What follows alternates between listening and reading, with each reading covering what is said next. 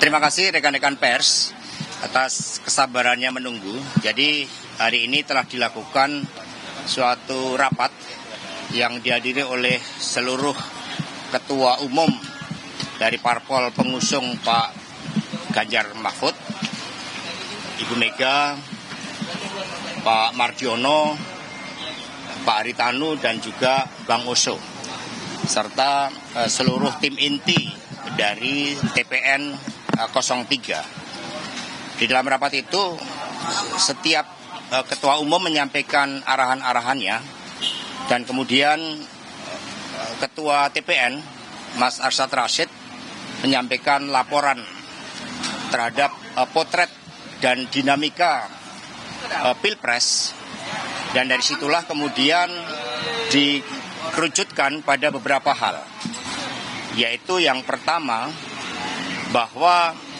Pilpres tidak ditentukan oleh hasil quick count, tetapi melalui suatu proses rekapitulasi secara berjenjang, itu dari TPS bertingkat ke atas, sehingga seluruh saksi-saksi dari paslon 03 terus mengawal proses rekapitulasi itu, karena suara rakyat adalah suara Tuhan. Kemudian yang kedua, disampaikan berbagai temuan-temuan, baik yang disampaikan melalui para aktivis, para pejuang-pejuang pembela demokrasi, terhadap kecenderungan terjadinya rekayasa pemilu yang terutama dilakukan secara sistematis dari hulu ke hilir. Kemudian yang ketiga, dilakukan juga kajian-kajian terhadap beberapa pasal-pasal di dalam undang-undang pemilu tentang keterlibatan dari pejabat negara yang menurut undang-undang pemilu itu bertentangan. Dan kemudian dipaparkan seluruh aspek-aspek secara komprehensif dari hulu ke hilir, baik diawali dari rekayasa hukum di MK, kemudian di tengahnya itu berbagai bentuk intimidasi, penggunaan aparatur negara, kemudian politik anggaran yang secara nyata itu dipraktekkan untuk mendukung pasangan 02. Berbagai anomali pemilu itu telah menyentuh aspek legitimasi dari pemilu tersebut. Nah, karena itulah kemudian yang keempat, dibentuk tim khusus untuk melakukan suatu audit forensik. Dan tim khusus ini nantinya akan terdiri dari pakar hukum, pakar IT, kemudian juga demografi, dan setelah itu mereka-mereka yang memang punya pengalaman di dalam mengungkapkan bukti-bukti material agar apa yang menjadi ketentuan pelanggaran secara terstruktur, artinya melibatkan suatu kekuasaan masif itu dengan suatu orkestrasi yang menyeluruh dan sistematis dengan orkestrasi yang menyeluruh dan dampaknya adalah masif.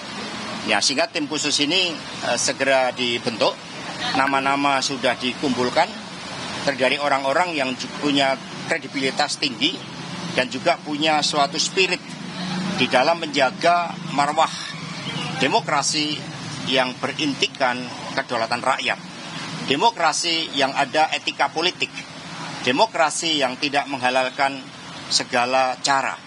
Dan kita juga melihat bahwa berdasarkan analisis terhadap proses, memang ada beberapa elemen-elemen di dalam internal penyelenggara pemilu dan juga pengawas pemilu di dalamnya ada pelemahan-pelemahan secara sistematis pula.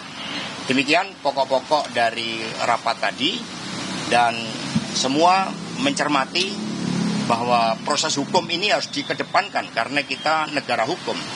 Kemudian dikaji juga proses politik, baik yang ada di parlemen maupun juga proses-proses politik di dalam pencermatan terhadap seluruh tahapan pemilu itu sendiri. Tim khusus yang tadi itu dibentuk isinya adalah orang-orang TPN dan partai politik atau juga ada dari masyarakat sipil, Mas? Tentu saja pergerakan masyarakat sipil ini independen.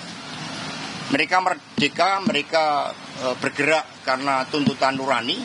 Banyak di antara mereka yang berasal dari kalangan akademis yang memang tidak rela melihat masa depan demokrasi kita dipertaruhkan dengan cara-cara seperti ini. Kami tidak mencampuri terhadap seluruh independensi dari pergerakan masyarakat sipil. Sehingga tim khusus ini itu lebih banyak itu berasal dari internal TPN ataupun pihak-pihak yang kemudian secara sukarela ingin memberikan pengetahuannya, pengalaman, kompetensinya di dalam mengungkapkan berbagai aspek-aspek terkait dengan pengungkapan anomali demokrasi ini. Mas Hasto, kabarnya Bu Mega mau ketemu Surya Paloh, Pak. Apakah udah ada rencana itu, Pak?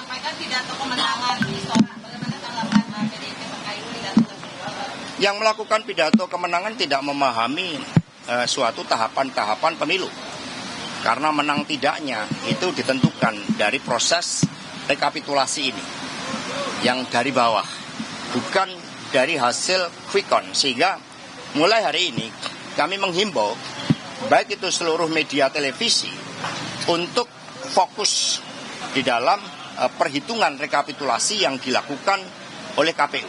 Ini seluruh konsentrasi kita di sana.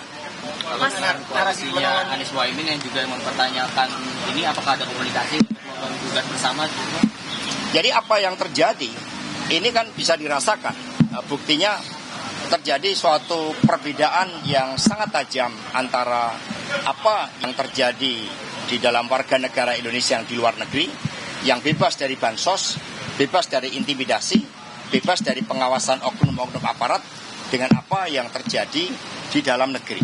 Prinsipnya hak konstitusional warga negara itu harus dijaga, dan hal ini itu yang berdasarkan laporan yang kami terima, tim 01 juga merasakan hal itu. Tetapi masing-masing bekerja dengan independensinya masing-masing, dengan ruang lingkupnya masing-masing. Mas, kabarnya Pak Surya Paloh mau ketemu Bu Mega, Mas. Itu udah ada info resmi seperti apa terkait rencana tersebut? Kami belum menerima kabar terkait hal tersebut. Mas, meskipun masih quick count, tapi kan beberapa basis PDIP seperti Jateng, Bali, NTT, bahkan di beberapa jumlah daerah lain itu jebol oleh Pak Prabowo dan Mas Gibran. Ini ada tanggapan Mas? Ada justru itulah yang salah satu anomalinya. Karena pergerakan dari struktur itu sangat masif. Meskipun kami melihat bahwa elemen-elemen kekuatan penggerak dari PDI Perjuangan seperti kepala-kepala daerah dari kami, banyak sekali yang dilakukan intimidasi dengan menggunakan proses hukum. Tetapi ini kan dirasakan, tetapi bukti-bukti materialnya, nah inilah yang kemudian dirumuskan oleh tim khusus tadi. Mas Hasto, narasi kemenangan semalam, Mas Hasto. Apakah akan menjadi oposisi PDI Perjuangan? Jadi di dalam konstitusi kita bukan sistem parlementer, tidak ada istilah oposisi. Dari pengalaman PDI Perjuangan 2004-2009, posisi saat itu 2004-2009 adalah berada di luar pemerintah. Ini adalah sistem pemerintahan yang kita bangun. Di luar pemerintah artinya ketika ada kebijakan-kebijakan yang pro rakyat, membangun kemampuan bangsa ini secara agregat, secara kolektif untuk kemajuan, didukung. Tetapi ketika ada yang berbeda, misalnya impor beras yang merugikan kepentingan petani, nah di situ menyampaikan suatu sikapnya. Nah terhadap sikap-sikap politik itu tentu saja belum tahapannya ke sana, karena tahapan saat ini adalah mencermati seluruh proses rekapitulasi penghitungan suara dari KPU yang nantinya akan dijadikan sebagai basis pengambilan keputusan terkait dengan penetapan pasangan calon terpilih. Mas Hasto, keunggulan Prabowo Gibran sementara ini disebut karena adanya Jokowi efek, Mas. Apa Mas Hasto setuju dengan itu? Jadi kita ini membangun people effect. Ya, kekuatan kolektif Indonesia sejak dulu tidak dibangun oleh kekuatan orang per orang, terlalu berbahaya kalau republik ini bertumpu pada kekuatan orang per orang. Sehingga yang ada adalah suatu penggunaan dari instrumen-instrumen negara dari hulu ke hilir.